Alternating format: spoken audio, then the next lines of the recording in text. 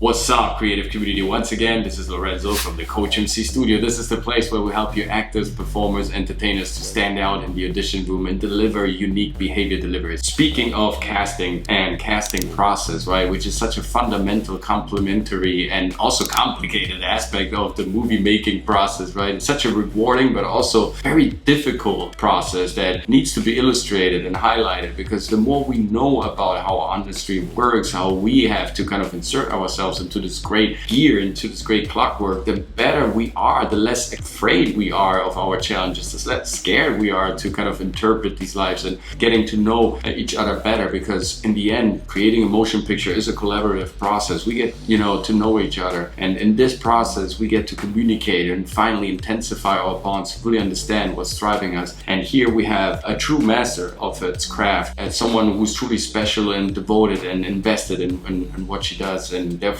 I couldn't be more pumped about today's guest on today's episode. A great casting director, co-founder of A.B.L casting, right there out of Miami, but somehow also living in Los Angeles for most of her life, because of course this is where she works. And let's welcome her on the show, Natalie Ballesteros. Thank you so much for being here on Talks on Acting. Hi, Lorenzo. Thank you so much for having me. It is truly a great opportunity when we get to talk about the phantom networks, right? That constitutes the movie, right? The audience just perceives the finished product, and that's beautiful by all means. They see, when the picture is coming together, or the movie or the series is coming together, or the commercial, they see the finished product. But all these unseen threads that are, weaved in together by these great miracle workers that make, the stage of entertainment, they contribute in a very essential way to make this motion picture happening. So tell me, how did you get into this marvelous business, and what is your driving passion behind being a casting director?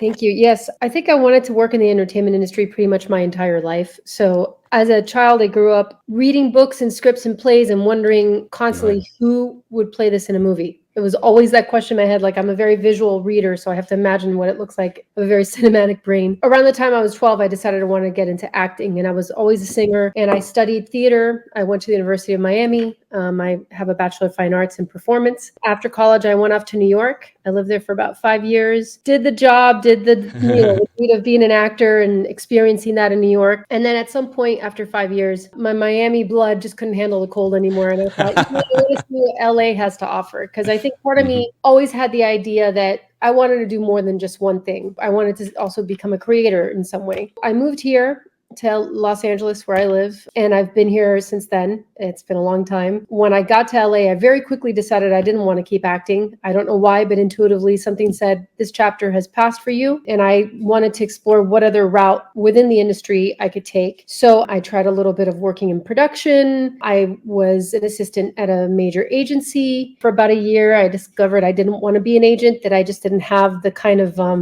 drive to be an agent. Tenacity. I'm not that great of a salesperson. So about a year into it, I discovered, well, what would sort of put together everything that I've learned and experienced. And casting just seemed to be the best fit, because that brain of I got to always imagine who's playing who, like, okay, well, let me do that for a living, right? Since ventured into different aspects of it as well. So I've done casting mainly for scripted TV and film, but also I've at one point did a little bit of reality back in like around 2010. I got into that world for a little bit because we went through a big economic crisis, and and there was not that much work like there isn't now. I sort of then veered back into, I got more into TV, scripted TV, and then obviously film has always been my greatest love, casting for feature film. And so we've been doing that now for a while. I also then evolved into taking a different step in the same world, and I was a casting executive at CBS at the network for about a year and a half, and it was a wonderful experience. I learned a lot. I loved everyone I worked with. I just wanted to creatively get back to what I was doing before, being in the trenches with the actors, and unfortunately don't get to be in the room with us like when I was originally working in scripted casting. Everything's mostly self-tape, but I just wanted to creatively do other things. So I left CBS because I was invited by my two partners, Alan Luna and Michelle Adams, to join them. They had started their company. Right. And it was an easy landing to go and have a team, to join. So we've been at it. Of course, the last 2 years have been dreadfully slow because of the strikes last year, and then lots of negotiations and lots of transitions in our industry now. AI being one of them, right?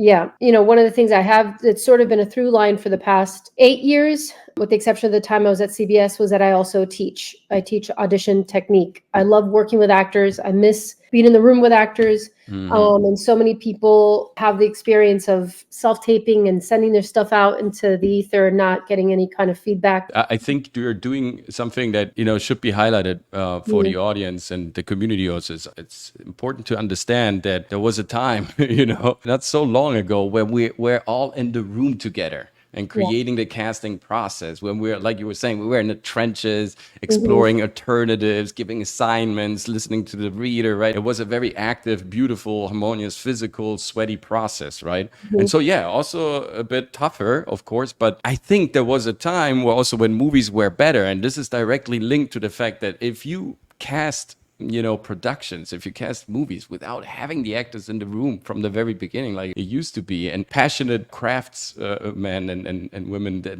like you that are now able to interact with the critical mass right from the start and kind of assessing, is this guy or is this girl, right? Is she the good one? Is she the good pick? And it's important to understand that we need to get closer to the people in the industry, like Natalie, right? We need to get, in front of them. We need to talk to them. We need to also understand what the industry wants from us. And there's a beautiful opportunity that you're providing. Do you feel like we should also come back maybe to a bit more physical, more personal, intimate casting process? I would love that. I miss being in the room. I miss being able to give an actor an adjustment and see how they take direction. I miss also just the human interaction where, you get to see that we're human beings too. We're not just these scary gatekeepers, Yes. but also that we want you to succeed, that we're there hoping that you do well because you are the product that we're selling to our client. So that art of coming into a room, of vibing out the casting professional who's in the room with you, of having the reader, of having the camera in front of you, driven to an audition, you're sitting there in a waiting room, your nerves are,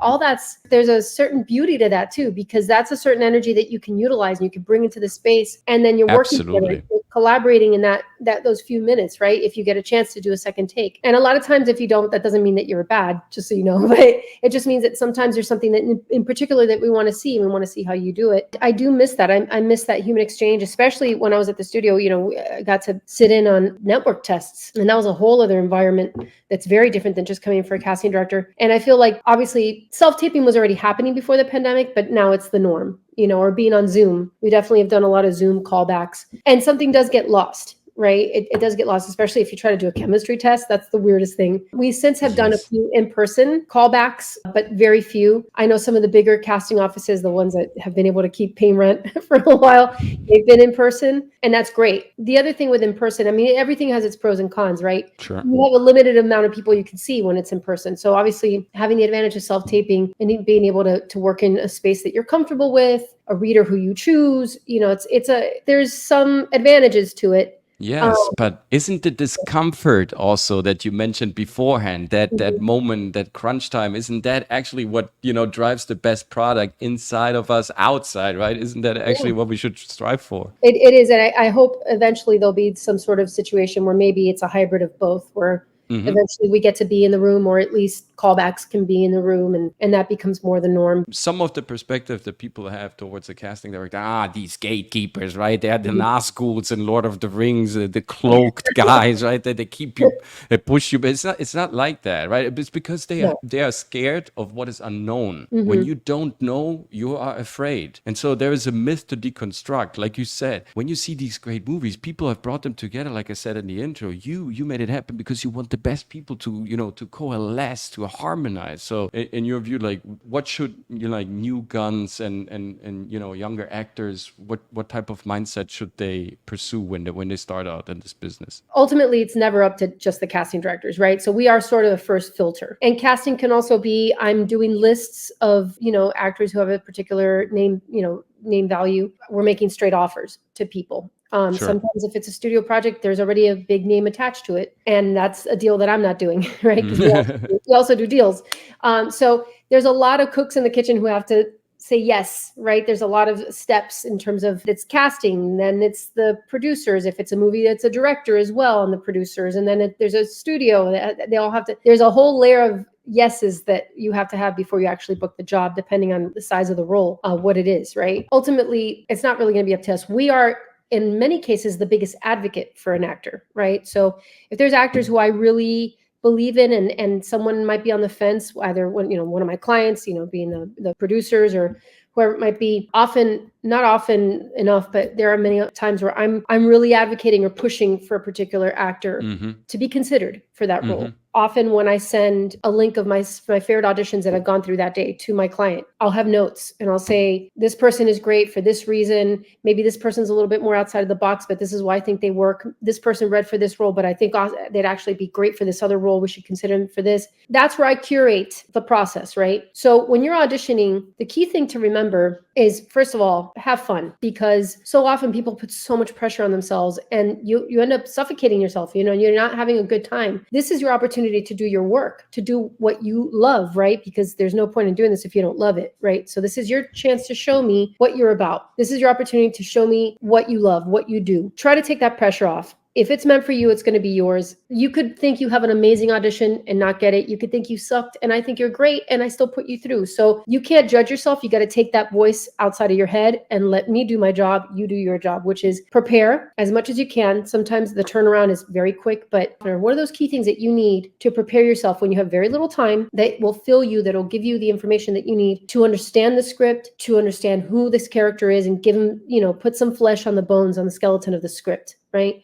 So those are the key things that you have to think about is being prepared. I'm not saying you have to be off book because we can't ask you to memorize anymore, but be familiar enough with the scene, make sense of the scene, break it down for yourself. You know what I mean? Just try to understand what's going on. If it's a particular TV show, let's say, that's existing, I'm not saying go and sit there and binge a whole 10 episodes of it, but watch a little bit, get an essence of the tone, the style. If it's a particular showrunner, see who the producers are. If it's a particular writer or director in a film, see what their style is, understand what you're auditioning for. Because often I've worked on particular shows that have a very gritty, grounded style. And then when an actor would audition, and I could tell that they'd never seen it before because they're bringing in something that feels very network TV, a little more glossy, a little bigger. So understand what you're, a bit more character also. Yeah, absolutely. Yeah, get the sense of the style of that particular piece. And if it's something that is brand new, okay, see who's involved, see who's contributing, who's part of this creative team, so you can get a sense of what they've worked on. It takes 5 to 10 minutes to look that up. Just be smart about how you're, investing your money. Like obviously your headshots, get the best headshots you can find, because that's the first thing that we look at. That's your calling card, right? When I'm looking at submissions, that's the first thing I see. So it's just being smart about how you spend your money. You can have a decent self-tape set up at home. You don't need anything super fancy, just something that looks clean and I can see you well lit. I can hear you, basic stuff like that. What I also tell my clients is, you mentioned the quick turnaround and people put themselves under pressure and they think, oh, I need to send in something now that it's perfect. And I always say, keep in mind, the casting director is a human being. He knows exactly that he sent you out or that the assistant or collaborator sent out this, audition 12 hours before. So he's a pro. The casting director operates with the mindset, I know this person just had a very thin stretch amount of time. So they take that into consideration, into their professional assessment of your work, what you send in. It's like the amount of time, compared to what the amount of time that you had at your disposal, seeing a great quality, or at least a convincing self-tape already tells them, hey, look, not much time, but still pretty good quality. So we, maybe we look at, at a callback here eventually, at least to test them with a bit more, in-depth material. The pressure also comes again, from not knowing. Get informed about what we all do. I remember seeing an interview of Tom Cruise. He said when he was his first big motion picture taps, when he was hired for that, he literally slept on set. He got to every department, was sneaking in everywhere. He was getting, how does a camera lens work? What does the lighting department do? What are the costume? What are the requirements? What does makeup do? How much time? The more you know, the more you're already part. The more you feel also part of this industry, and not like this. Oh, I'm this lonely, desperate actor, right? It's no, you're not. Yeah, you have so much power and entitlement, positive entitlement inside of you, but you have to accept that title. You have to be part of this industry. You have to be collaborative, and this sounds also like part of your career, Natalie. I'm always hearing collaboration. I'm always hearing community. I'm always being being collectively creative, right? Because this is what drives us ultimately. We are part of an ensemble. Every unit per se, of course, has its own laws, its own universe, its own set of rules, but together we bring this motion picture to life. Together we make this happening. And sure, there's a hierarchy. Of course, there's a hierarchy. I mean, people are getting hired to create a hierarchy. That's why they're getting hired.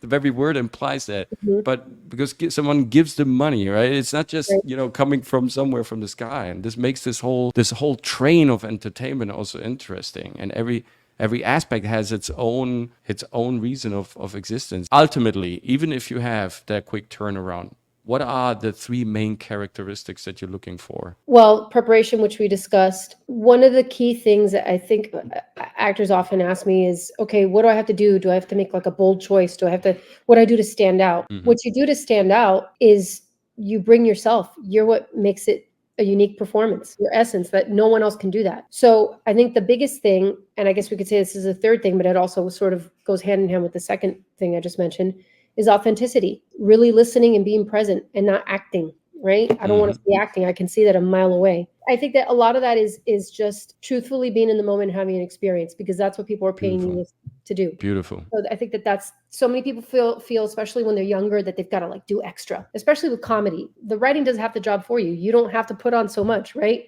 You just have to really invest in it as much as possible and be in it. I always say comedy is reality at 1.25 speed. Yeah, especially if it's like a multicam, which I covered a few in my time in CBS. It almost feels like theater in some ways, but then that's again talking about like what's the difference between something like that and a single cam comedy. You know what I mean? It has a different feel, like something you'd see on Max, right? Yeah, I think just presence, being there, putting in the work, and really just being present. That's half the job, is just listening. And it seems crazy, but we're so in our head so often, right? So it's hard to like just like, okay, I'm really hyper focused. I'm not saying you got to be like, okay, I'm listening. You know what I mean? But like, obviously, you've done your homework. There's a lot of character building that goes into the process. I love seeing things in the moment. I love when an actor maybe messes up a little bit in a line, but they're still in it and they pull through it. And those are gems. That's the kind of stuff. When you save it and then you bring it to an end, that's actually way better than the correct way of doing it, right? Yeah, nothing is a perfect process, right? And human beings don't speak perfectly. We stutter, we stumble on our words.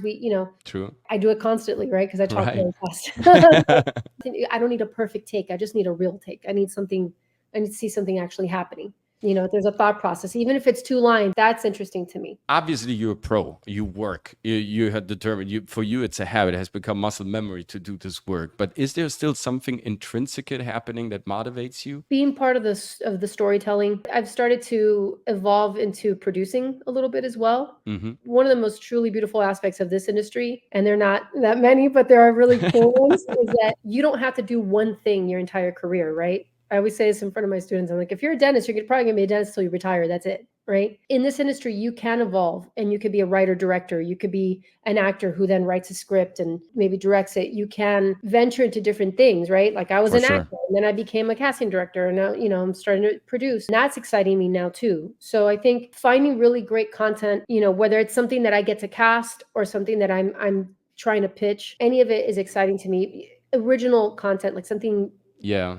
I always say, and it strikes me also, like listening to you have a beautiful, open, creative mindset. To me, it seems like you always made choices also based on, hey, I allow the purpose to find me. I'm here at a certain place, and when I feel like there is something that has been concluded and I see a new purpose coming in, I'm not gonna block that purpose to find me. I'm not gonna pull resistance against it, because the artistic life, this is also what I try to explain to my students and to my clients, is the artistic life is not, the mechanical world. It's not 9 to 5. It's not someone gives you an assignment, you receive the assignment, you complete the assignment, you give the assignment back, and he gives you a check. It's not that. The artistic world is the right side of the brain. It's the electrical universe. It's the creational force that we're trying to look for. And that, that operates on irrational levels. And these levels, you can say, I need faith, I need belief, whatever it is that you conjure in order to operate on that side, whatever is you deem necessary, you put it in, because sometimes it's about about kind of recognizing these patterns and making new moves and connecting new dots like you did, right? That's part of the mindset that we need to operate constantly as an artist, to not bail our job, to not get too sucked up by, reality. That sometimes is hard, of course, but to kind of continuously stay on that track. And it's funny how you mentioned that, how I think you could apply saying exactly what you just said to real life, but also to what you're doing when you're preparing for a role. True. Right? Yeah, excellent. Yes. Is mirrored because that's what this is, right? We're mirroring It's real. life. Yes, we're mirroring life. It's really easy to feel disheartened, especially the past couple of years. I sometimes have moments where I'm like, what am I doing? We as casting directors, as freelance people in this industry, period, we go through the same things that actors go through, right? We go from gig to gig to gig. We get disappointed when we don't get a job. We have to build relationships and network the same way that you guys do. It's very easy to be disheartened. So at its core, you have to think, okay, what keeps me wanting to do this? What, if at some point in your life you feel like, what, I think I'm good. I think I want to try something else. That's not a failure. You are like this creative volcano, right? Casting and acting and Latina and having also that activist vein inside of you, producing and you're also teaching people. You're sharing your tools, you're giving them insights, and you have this upcoming project. Please tell us about it because it's impacting the most beautiful town in the world. We're waiting for you. I'm excited. I opened it up. I have 3 classes, Saturday to Sunday. So they're basically, it's a 1-day class, but I'm offering 3 of them. So I'm teaching on a Saturday, a Sunday from 10 to 5. And then I'm teaching on Monday, but in the afternoon into the evening, because I know people work, and it's just so I can offer a different time frame. Can you run us a little bit through the structure, how you intend to kind of run this a little? I asked the students if they can to self-tape ahead of class. I send them scenes that they can choose from, or they can choose a scene that they would like to work on, or if an audition that's coming up. So I have them self-tape ahead of time, and that's so I could see what technically they're doing at home, and I can also, give them some tips on that as well. I watch it, I take notes. So we start the class basically with getting to know each other a little bit. We have a little bit of a Q&A, and we talk about the industry. We sort of break it down a little bit. And then we watch the scenes that have been taped, and I give people notes. If someone couldn't tape, I have them do the first pass of the scene then. We have notes. We break for lunch or dinner, depending on what time the class is. And then we come back and we work through those scenes again. We really get into them. If there's time to chat after, we chat. If there's any questions, I always ask them, please, keep the conversation going. Yep. That's basically the breakdown of the class. Nice, effective, beautiful. Yeah, we're gonna make sure also we have a Telegram group down here. It's called Movie Makers Miami, and everything that's happening that's relevant and legit down here in South Florida, especially in Fort Lauderdale and Miami, we make sure to feature it, to send our clients to, like, we are a part of the Arts Accelerator, the 48-hour film competition, and the Filmgate community, and so to all these people, we try to create this vibrant, or like, let's add, something even more remarkable to this already vibrant and existing beautiful community. And so therefore your event, we're going to make sure to sponsor it and kind of let people know what's going on. Would you go for like rather bold choices, whether that's headshots and auditions, or do you want people more to kind of give you like this team player look, or are you looking for both, like more for the uniqueness, or also trying to make sure that this is like a fitting picture and everybody collaborates in the proper way? In terms of like headshots or headshots, and also the audition itself. Well, first of all, with headshots, it should look like you. I want to see life happening in the eyes. I think a good photographer can get that out of you. You know what I mean? I joke around that sometimes I could tell someone's a bad actor just from their picture, because they're like, there's nothing happening. Yeah. So definitely pictures that look like you. You can have different looks. That's a great thing about like services like Breakdown Express or Breakdown Services, is that casting networks, is that you can put different looks, right? And that's good because some roles are going to be different, and you don't, you want to have an appropriate look for it. Yeah. In terms of the audition, I mean, a bold choice, I think it just depends on the character. It depends on what your process is. It depends on what's happening in that scene. Sometimes a bold choice is not doing anything too crazy. Sometimes it's, because I think the actors sometimes have this tendency to play the negative or get angry in a scene just because it's kind of fun and that's where you go. Maybe sometimes try a take where you go against the grain and see what happens. Maybe you do an exercise where you do a lot or you do very, very little and you meet somewhere in between. I think it really depends on the material and if you have the opportunity to make a bold choice, right? What is that to you? What is a bold choice? Like, what? Maybe it's to be counterintuitive and not to do what everyone else is doing. Maybe that is a bold choice, right? Yeah, as long as it authentically comes to you in the moment, and you're, because I could tell when someone just does something to be provocative, and that's right. It's artificial, right? right? So if in that moment it comes to you and something seems bold and you watch the take after and you're like, oh, that's kind of interesting. Okay, Different versions sending in, or just like, we usually just want one take. There are instances where we may ask for two different kinds of takes with two different, like let's say one has an accent, one doesn't, or whatever. That's why reading the instructions and a self-tape, any kind of audition information, is so vital that you really, really read it. I can't tell you how often we get emails of people asking us questions it's all in there. Like if you just read it, it's there. So that's why if I tell you I want one take, then send me your best take. Send me what you feel best. Maybe you have your agent look at it and say this is the better take, if you need another opinion, or your coach or whatever. But I think that usually one take is good unless they're asking for more than one. Or let's say you did two takes and they're brilliant and you love it, then okay, send me a note and say, in scene 2, I sent you two takes because I think that both of them are great and I just want to, want you to see them. Okay, great. But the reality is if I'm sitting through 300, 400 self-tapes, I may not have time to sit through 4 takes of the same scene. And I get those. And I'm like, oh God, okay. Because I try to watch everything. We've got to get through all of them too. So it's nice to not overwhelm the casting person who's watching it. Sometimes just one does the job. It was a delight talking to you, Natalie. Thank you so much for your insight, for your beautiful passion, for your force and motivating words. Absolutely creative community. When Natalie's coming down to 305 down here in late October, we're gonna make sure that we're gonna be present and ready and in front of her with our headshots, with our questions, with our passion, and be part of this amazing opportunity, because it is an amazing opportunity. When we get to work with such high-class professionals, we should always take advantage of that. Understand that this is, the arts life is a continuous investment in yourself. If you want to improve, you have to invest in yourself. You have to kind of see how to kind of, get up there with your quality level. And this is by getting insight, by training with accomplished professionals, by always, searching for new challenges and improving constantly. And this is a great opportunity. I want to thank you for doing that. And definitely we're going to link also all of your other creative endeavors so people get connected with you, be part of your, also in LA, of your teachings and of your workshops. And in general, it's been a wonderful conversation. I think very enlightening for our channel and for everybody out there as well listening. Thank you, Lanzo. Thank you for inviting me and for giving me an opportunity to chat with your community. And I look forward to seeing you guys in Miami. See you in 305. See you next time, creative community, with the next video. I guess now you're ready to perform.